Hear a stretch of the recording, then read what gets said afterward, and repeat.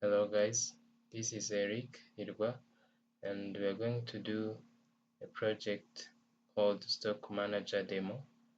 It is a small JDBC project which will demonstrate how to perform CRUD, which means create, retrieve, update, and delete. And this is the graphical user interface which will be helping us to do the following activities.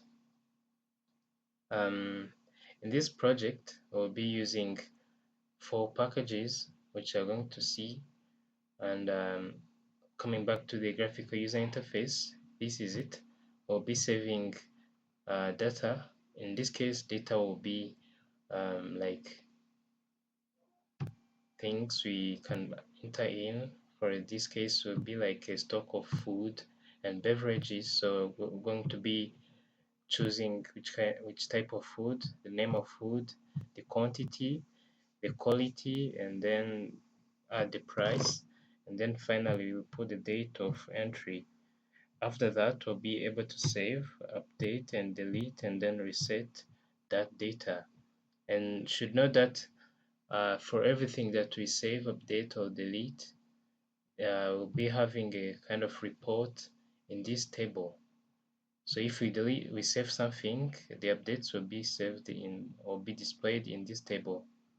So here on my right side of the screen, I have a checklist. This checklist contains the details of what we're going to do in this project. So this project will be made of a series of 6 or 7 videos, in which in every video will be covering a specific topic.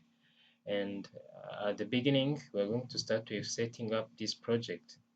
So in general, normally in JDBC, to set up a project, we need to be having like 4 packages, where normally these 3 controller, model, and view are actually common in many projects. And we're going to have another additional package which is called util. In this util package, we'll be having a class called database connector.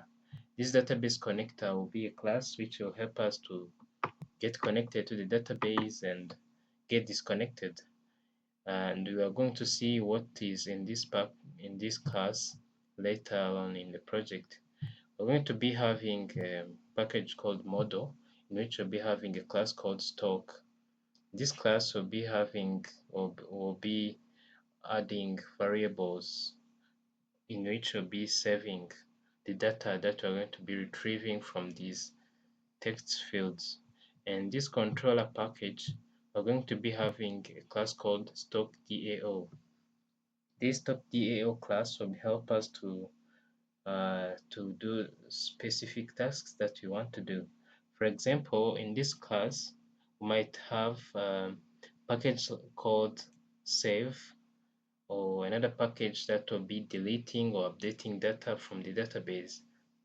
In few words, this package called stock.dao, or a package which is put in this package called controller, is a class in the package controller, is a class that will be doing specific activities in our project.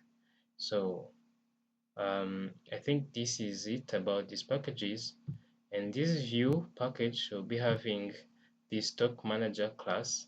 The stock manager class is a G internal frame form, and this G internal frame form has numerous components, and those components are made of combo box, text fields, buttons, a table, and a G calendar.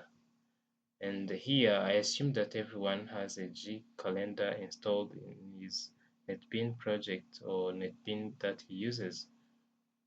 Another thing I did is change variable names for all these components. Change variable names, you do right click on a component and then select change variable name. I changed the variable names to make sure that all the components have names which I can be able to call whenever I want to use these components in my codes. And then the final thing in this project is that I added a JDBC driver. For me, I'm using Xampp. This is why I'm using JDBC driver. So if you're using like Postgres or another type of database management system, you have to add a library which is compatible with your database management system. If you use Postgres, in here there is PostregSql driver. If you use any other kind of driver, you can also find its compatible JDBC driver either on Google or anywhere else. So this is it for setting up the project. So the main keys that we should go with that we should have a project set up in this way, a project which is into these 4 packages where we have a JFrame form with components where we have to change all the usernames for everything, all the components in this project, even these buttons. We have these classes, and now in the next video we're going to see how to deal with these specific classes step by step. Thank you.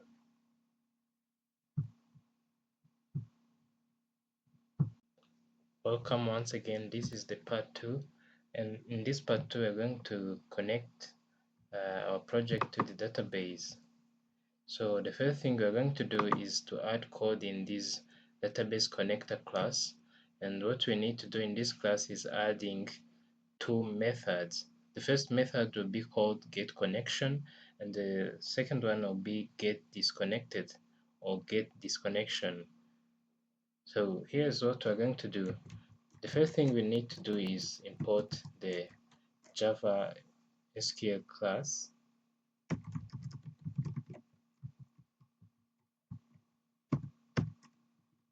And then we declare the following variables.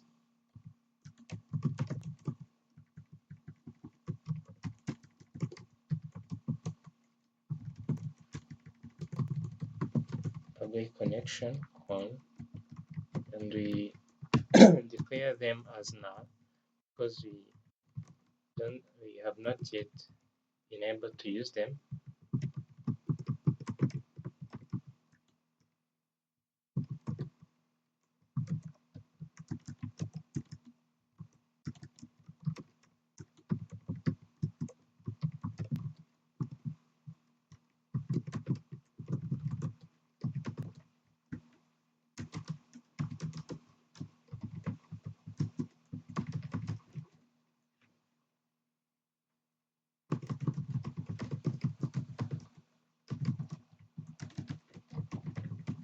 And you should remember that all these green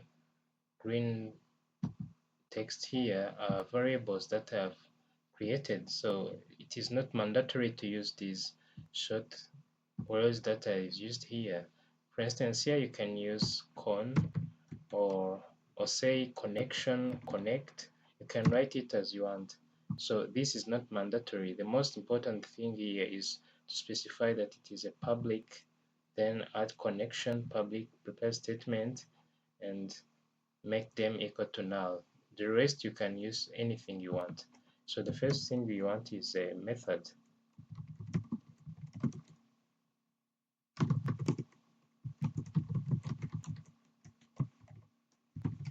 This is a method for getting the connection, and this one is a method for getting disconnected.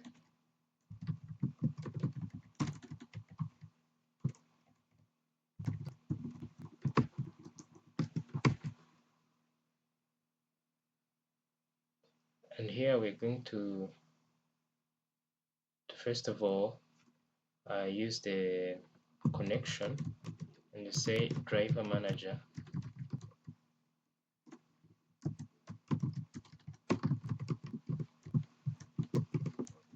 that get connection. In the first place we're going to put the database URL,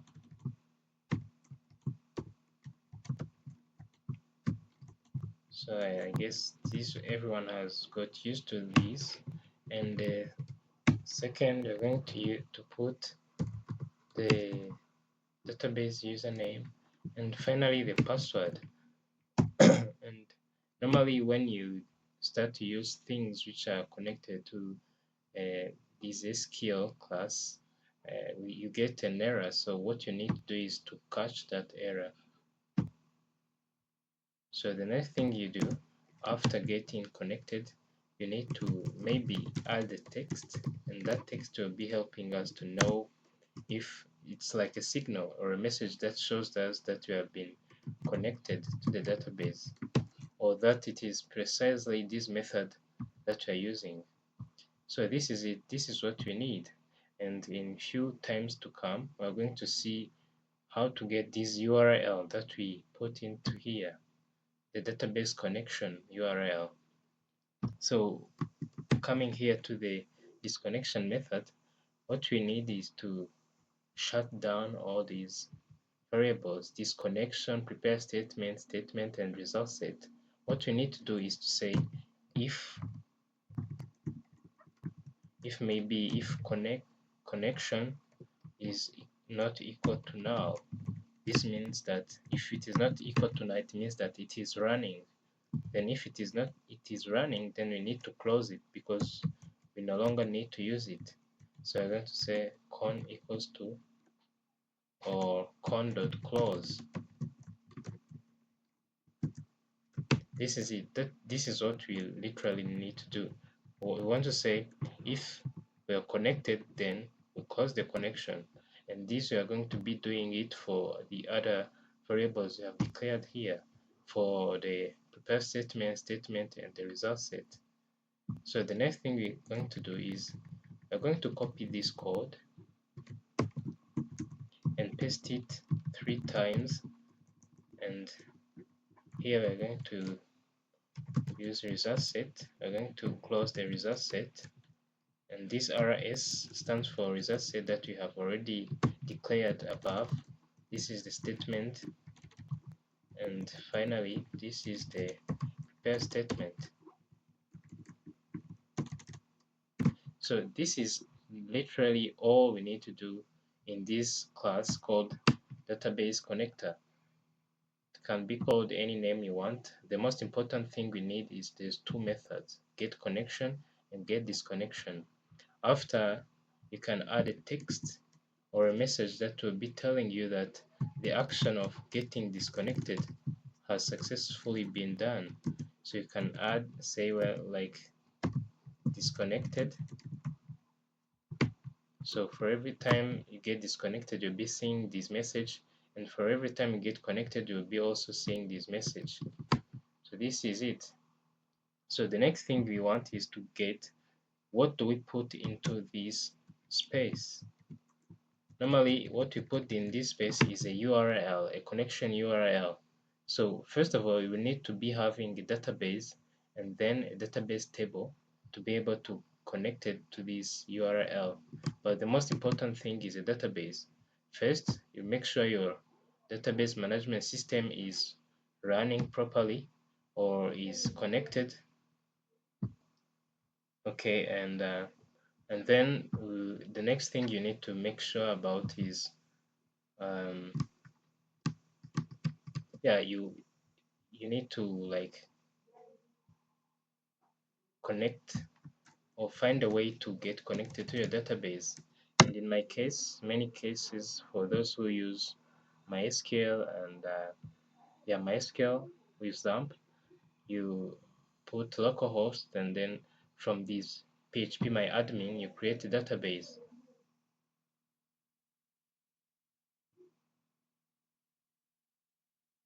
Well, I see this is a little bit slower than the usual, but yep, here I got my databases. To create a database, there's nothing special about it. Is you just click on new, then you create a database. After creating a database, what we need is a URL connection. So if you have a database already created here in this localhost, here is a list of my databases. So what I need to is to just get connected to any database. For instance, let me create a stock database here. Then after creating the database, what I will have to do is go back in my Netbeans and then go in services, databases, and create a connection. By creating a connection, something else that I need is a driver. I need to specify the driver. In this case, I'm using MySql, so I use MySql connector. Then next, and here I specify the database name, which is stock.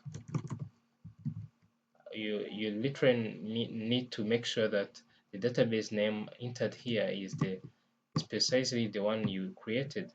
So I will cross check. Yes, it is called stock, written precisely like this. I'm not using any password, so the default password is null and the username is root. What I need to do next is test if the connection works. Yes, if the connection is successful, then the next thing to do is click next, then finish. So now we got a connection for this database. What we need to do is edit it. What we need to do is remove all this text until this question mark. So our database connection will be this one. After copying it, I'm going to paste it into this class in our database connector class. So this is all we wanted in this class, the database URL. So after this is done, the next thing we need to do is if we check on our checklist, the next thing we need to do is create a table in the database. So the next thing we need to do is, the next thing is I'm going to create a table. Normally, when you're created to any database, you are able to manage something from that database using this space in the services space in the Netbeans. So if I want to create a database, I no longer need to go back in this browser to be able to create a database. All I need is to come here under my connection URL. I right click here on stock, on tables, and I say create table. So which kind of data do I want to put in a table? I go back in this project and use the graphical user interface to see precisely what I need to put in the database. The first thing is services. So the first thing I need to do is add the table name, and the table will be called stock.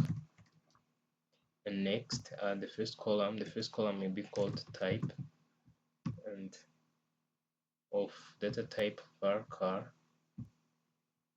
And next, add the size. And then we add another column. So the thing we need to do here is we need to make sure we find the primary key. The primary key is like a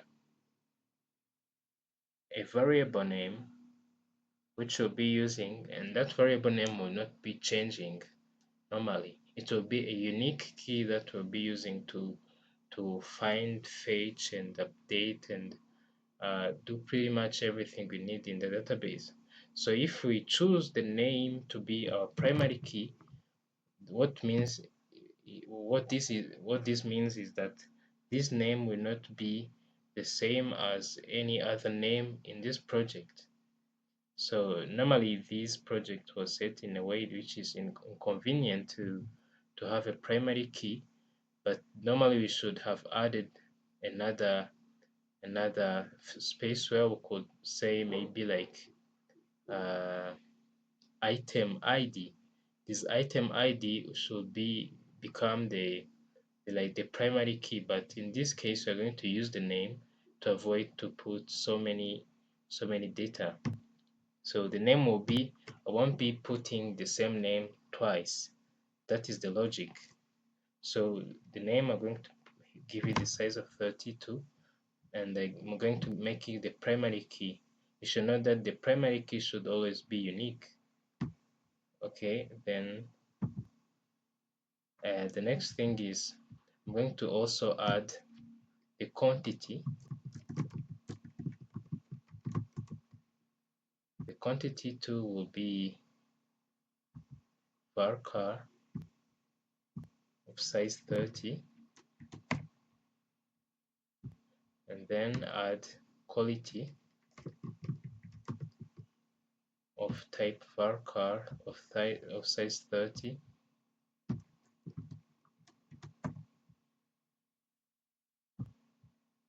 and next is price of type varchar size 30, and then finally I'm going to add a date. I call it entry date, like this, and the date in the database is always saved as date. So we're not going to add a size because it's not precise. And normally in the database we don't add the size of a date. A date normally has its own, I would say, a date has its own way of being entered in the database. So this is pretty much what we need to do. As we click OK, the table will be created, and whenever you want to see what you have in the table, or if you have already some data in the table, you click on View Data. So this is pretty much about getting connected to the database, creating a table, and creating this database connector class. So the next section, we're going to try to save something in the database.